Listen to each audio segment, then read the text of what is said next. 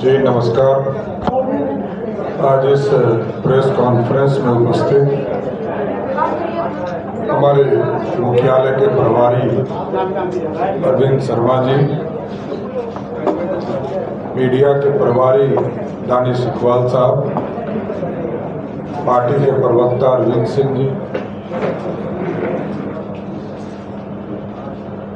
आदरणीय सेवक जी, शशांक जी, मलाकार जी, प्रभात जी और यहाँ पर उपस्थित हमारे सभी मीडिया के साथीगण, आज एक महत्वपूर्ण जानकारी के लिए आपके बीच में आया हूँ। विस्तार से हमारे पार्टी के स्तर पर आपको पूरे डॉक्यूमेंट्स भी उपलब्ध कराए जाएंगे और इस बिहार और देश के लोगों को आज जानने की जरूरत है किस तरह कांग्रेस पार्टी और कांग्रेस पार्टी के राजमाता सोनिया गांधी ने इस भारत को लूटने की शुरुआत किया। कांग्रेस पार्टी के युवराज राहुल गांधी जी ने कैसे इस लोकतंत्र को मजाक बनाया और सबसे गंभीर आरोप है कि स्वतंत्रता सेनानियों के चीजों को लूटने का काम किया। जिस संस्था का निर्माण भारत के स्वतंत्रता सेनानियों ने किया, उसको भी लूटने का काम कांग्रेस पार्टी के लोगों ने किया। जिस तरह आप जानते हैं कि नेशनल हेराल्ड के माध्यम से 15 अप्रैल को चार्जशीट दाखिल किया गया और चार्जशीट में श्रीमती सोनिया गांधी, श्री राहुल गांधी, श्री सैम पित्रोदा, सुमन दुबे के नाम शामिल हैं। और साथियों, सबसे बड़ी चिंता का विषय है कि नेशनल हेराल्ड का जो मामला है, इसको भी पूरे देश को जानने की जरूरत है और बिहार के लोगों को इसको इसलिए भी जानने की जरूरत है कि रोज कांग्रेस पार्टी जो ये कहती थी कि हम संस्थाओं का इज्जत करते हैं, आज ही जिस तरह की घटना पटना में ईडी ऑफिस में कांग्रेस पार्टी के कार्यकर्ताओं ने किया, आंदोलन करना उनका संवैधानिक दायित्व भी है और ये लोकतंत्र कहता भी है। लेकिन जिस तरह ईडी के ऑफिस को चीजों के ऊपर कालिख पोंखने का काम किया, तो ये ईडी ऑफिस पर कालिख नहीं पोंखता, ये मनमोहन सिंह जी ने ईडी की व्यवस्था किया था इस देश में। ये मनमोहन सिंह जी और कांग्रेस पार्टी ने अपने चेहरे पर कालिख पोंखने का काम किया है साथ। और ये आप सोचिए, ये भारत लोकतांत्रिक देश है। इस देश में पंडित नेहरू के साथ ने मिलकर 20 नवंबर 1937 को एसोसिएट जनरल लिमिटेड यानी AGL का गठन किया था और इसमें सिर्फ पंडित नेहरू नहीं थे, इसमें 5000 स्वतंत्रता सेनानी भी इसमें शेयर होल्डर थे। स्वतंत्रता सेनानी में आपको जानकर आश्चर्य होगा कि इसमें वरिष्ठ पूर्व कानून मंत्री शांति भूषण जी और जो पूर्व मुख्य न्यायाधीश मार्केट काटजू के इनके पिताजी शेयर होल्डर हुआ करते थे, मार्कंडे काटजू जी के पिताजी। और उनके पैसे को भी कांग्रेस पार्टी के लोगों ने राहुल गांधी जी का परिवार, सोनिया गांधी जी का परिवार कैसे लूटकर अपने जेब में डालने का प्रयास किया। मैं बताना चाहता हूं कि 2010 में सोनिया गांधी और राहुल गांधी जी की एंट्री हुई। 2010 में एजीएल के 1057 शेयर धारक थे। इसी वर्ष 5 लाख रुपए से कांग्रेस ने यंग इंडिया लिमिटेड कंपनी बनाई। इसमें तत्कालीन कांग्रेस पार्टी के महासचिव श्री राहुल गांधी जी डायरेक्टर के रूप में शामिल हुए और कंपनी में 76% हिस्सेदारी राहुल गांधी जी और सोनिया गांधी जी का हो गया। आप सोचिए, हम लोग तो यही फॉर्मूला खोज रहे हैं। कोई ये फॉर्मूला बताए कि 5 लाख रुपया खर्चा करो और 500 करोड़ का मालिक बन जाओ। ये ना बिहार के युवराज बताते हैं और ना देश के युवराज बताते हैं। तो आप सोचिए,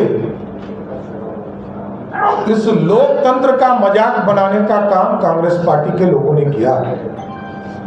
2014 में जब आदरणीय प्रधानमंत्री नरेंद्र मोदी जी सत्ता में बैठे तो पूरी तरह ईडी जो कांग्रेस पार्टी ने बनाई है, ईडी की व्यवस्था मनमोहन सिंह जी की सरकार ने स्थापित किया और पूरी जांच की प्रक्रिया शुरू की गई।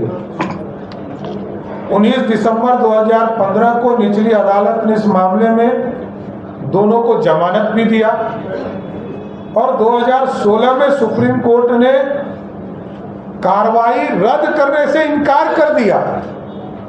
कहा केस चलता रहेगा, लेकिन आरोपियों को सदैव उपस्थिति से छूट दी गई। तो मेरा यह स्पष्ट मानना है कि नेशनल हेराल्ड ये इस देश के स्वतंत्रता सेनानियों का अपमान है।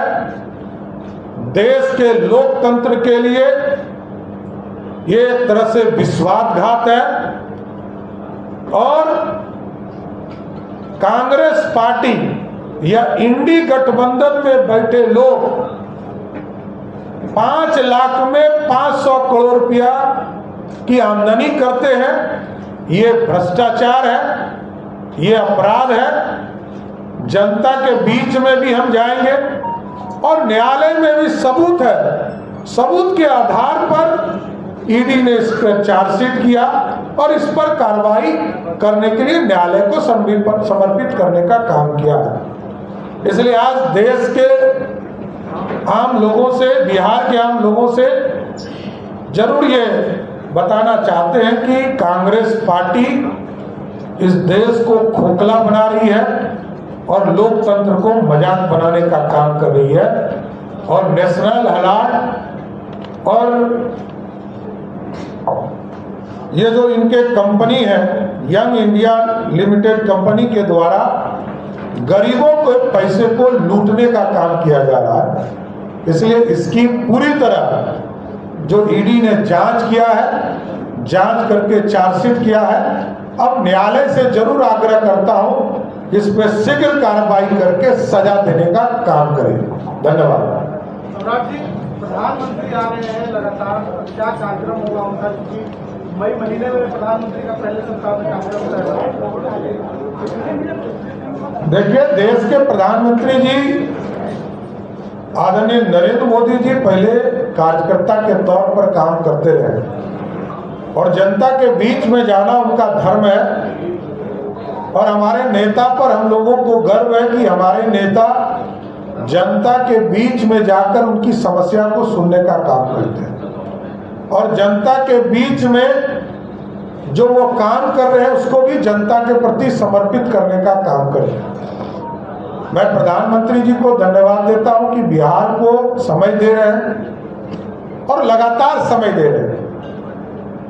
2014 से अभी तक कितनी बार आए हैं उसकी गिनती बताना मुश्किल है। 100 से अधिक बार देश के प्रधानमंत्री जी बिहार आ चुके हैं साथी। ये परिचायक है कि बिहार से उनका अपना लगाव है और बिहार की जनता भी दिल खोलकर आदरणीय प्रधानमंत्री नरेंद्र मोदी जी को साथ देती है। पहले 32 सीट, फिर 39 सीट, फिर 30 सीट, लगातार जनता का भी प्यार अपार मिलता रहा। इसलिए वो जनता के बीच में आते हैं। कई काम पूरे हो रहे हैं। पंचायती राज दिवस के स्तर पर पूरे राष्ट्र को संबोधित करेंगे मधुबनी से, कई योजनाओं की शुरुआत करेंगे। हम लोगों ने आग्रह किया है कि 4 मई को बिहार की सरकार ने, आदरणीय मुख्यमंत्री नीतीश कुमार जी ने 4 मई को खेलो इंडिया यूथ गेम्स का शुरुआत होने जा रहा है, उस कार्यक्रम में आने का भी आग्रह किया। तो कई चीजें हैं, एयरपोर्ट बन रहे हैं, एक्सप्रेसवेज के निर्माण शुरू हो रहे हैं, सभी में प्रधानमंत्री जी का विशेष सहयोग मिलता है। सिर्फ एक सेक्टर को आप उठा लीजिए तो आप समझिए कि एयर ट्रैफिक में जहां 2005 में 2.5 लाख लोग एयर ट्रैफिक से दूसरे प्रदेशों में जाने का काम करते थे, आज वो बढ़कर लगभग 46 लाख लोग ट्रेवल करते हैं बिहार से। और ये कल्पना आदरणीय प्रधानमंत्री जी ने तय किया है कि सिर्फ पटना एयरपोर्ट से अगले 15 दिनों में 1 करोड़ लोग यात्रा कर पाएंगे। इसके साथ साथ 10 नए एयरपोर्ट का निर्माण, छोटे और बड़े एयरपोर्ट के निर्माण का काम चल रहा है। इसलिए साथियों, नरेंद्र मोदी जी की सरकार लगातार जनता के भलाई के लिए काम कर रही है, उनके विकास के लिए काम कर रही है। और दूसरे तरफ कांग्रेस पार्टी और राष्ट्रीय जनता दल भारत और बिहार को लूटने में लगे।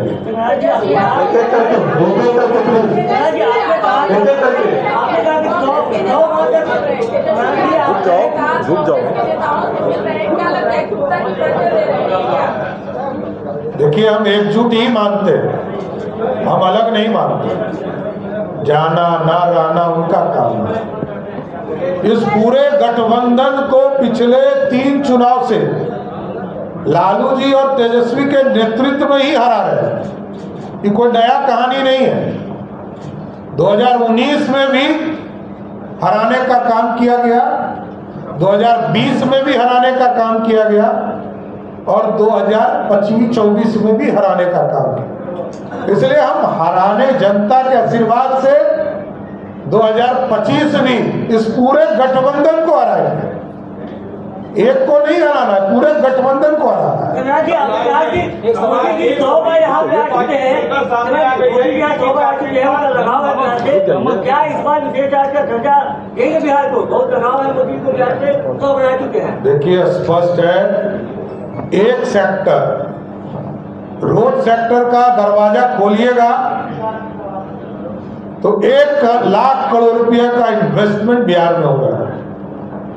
और मोदी जी, और देखिए तुलना, लोग कहते हैं कि तुलना क्यों करते हैं।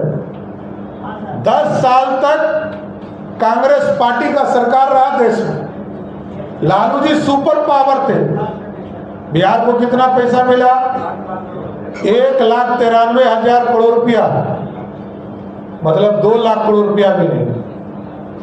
मोदी जी ने सामान्य तौर पर 2014 से लेकर 2024 तक 14 लाख करोड़ रुपया दिया, मतलब 700 टाइम्स अधिक। कल्पना ही नहीं कर सकते। और मैं आज तो बता रहा हूं, मैं गया था तो हमें लक्ष्य मिला था 2,45,000 पक्के मकान का। और आपको जानकर आश्चर्य होगा कि हमको अभी तक 2,45,000 के टारगेट में पिछले 1 साल में जितने लिस्ट में हमारे यहां नाम था 13,11,000 लोग, सबको पक्का मकान देने का काम भारत की सरकार ने।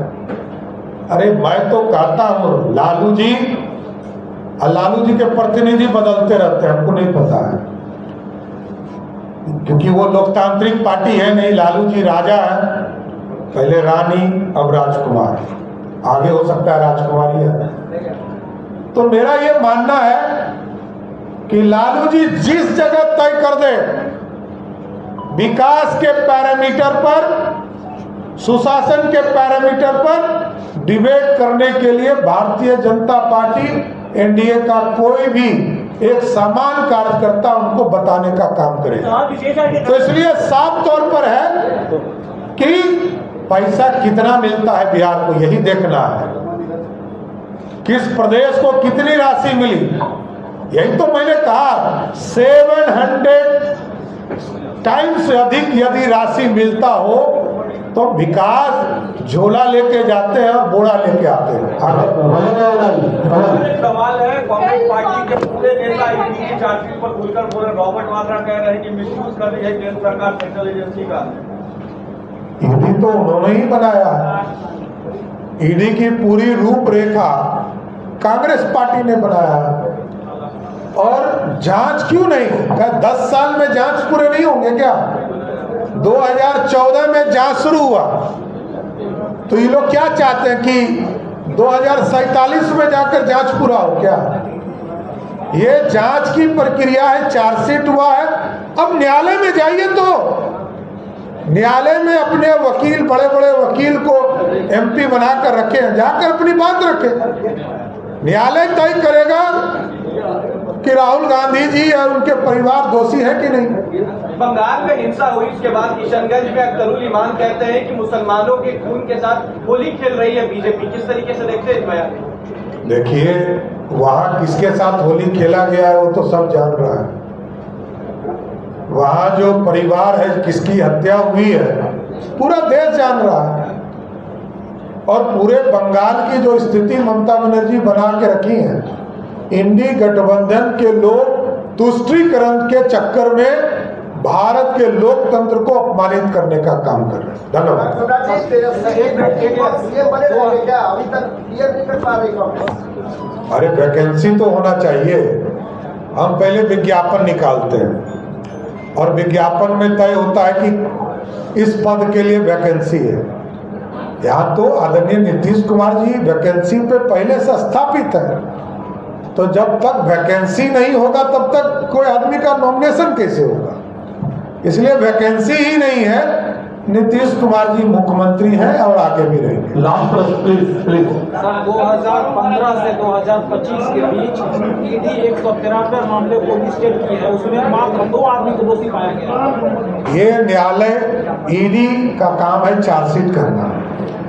न्यायालय को तय करना है किसको सजा देना है, किसको नहीं देना है। 1997 में केस हुआ था लालू प्रसाद जी के खिलाफ। तब किसकी सरकार थी? देवगौड़ा जी जनता दल के स्वयं प्रधानमंत्री थे, उन्हीं के पार्टी में। और जब वो जेल गए तो इंद्र कुमार गुजराल जी प्रधानमंत्री थे, वो भी जनता दल के ही थे, कोई दूसरी पार्टी के नहीं थे। 1997 से लेकर 2013 तक केस चला साथियों, 16 साल, तब जाकर लालू जी को सजा हुई। तो न्यायालय का काम है, चार्जशीट के बाद न्यायालय तय करता है कि किसको सजा देना, किसको मुक्त करना। लेकिन 2014 के धन्यवाद, थैंक यू, बहुत शुक्रिया। मैंने तो स्पष्ट कर दिया कि न्यायालय को तय करना है, ये सरकार को तय नहीं करना। बहुत बहुत धन्यवाद।